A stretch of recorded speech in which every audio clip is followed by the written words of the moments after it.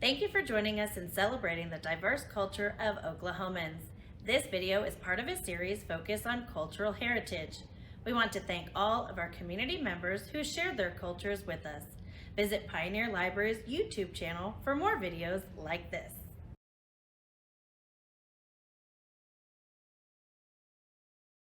Hi guys, my name is Sweta, and today I will be showing you how to make mixed vegetable snacks, or better known as pakoras. We'll need chopped cabbage, chopped coriander, chopped red onion, chopped potatoes, and chopped green onions. You can also add chopped chili for a little bit of spice. You're going to need half a teaspoon of red chili flakes, half a teaspoon of turmeric, salt to taste, 1 teaspoon of coriander powder, and 1 teaspoon of carom seeds. You're also going to be needing 1 cup of chickpea flour.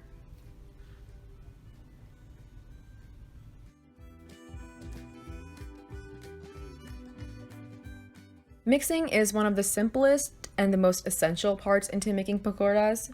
First, you need to add all your chopped vegetables into a bowl, and then you need to add your chickpea flour and all the seasonings and mix really well. For the mixing, you really don't require water, but you can certainly add it if you think you need to. But the juices from the vegetables should be enough to get it into a consistency where all of your vegetables are nicely coated. For mixing, doing it by hand is the best way to get the vegetables nicely coated. You can use a spoon or a fork, but I recommend mixing it by hand to get it into that nice consistency. And after you finish mixing your ingredients, just cover it with a plate and let the mixture set for 10 minutes. This just helps it get a little bit more watery, but be careful not to get it too watery. You will require using oil to deep fry the pakoras.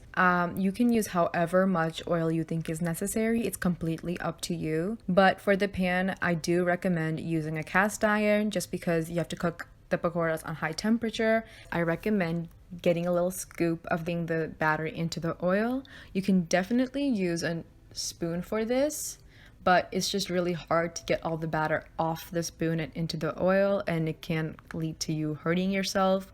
Be sure to keep on mixing the pakoras around just so they don't stick to each other, and be sure to flip them over so they get nice and crispy on both sides. And just continue doing that until it becomes golden brown. Once they are ready, using a skimmer, you should pick the pakoras out of the pan and just gently hit the pakoras with the skimmer on the side of the pan to get all the oil out, and then place them on a baking sheet lined with paper towels to get all the excess oil out. You can enjoy your pakoras with green chili and cilantro sauce and tamarind sauce, and with milk tea. It's a great dish for a rainy day. Thank you all for watching this video. I hope I can do this in person next year with you guys. Hope you all enjoy your pakoras.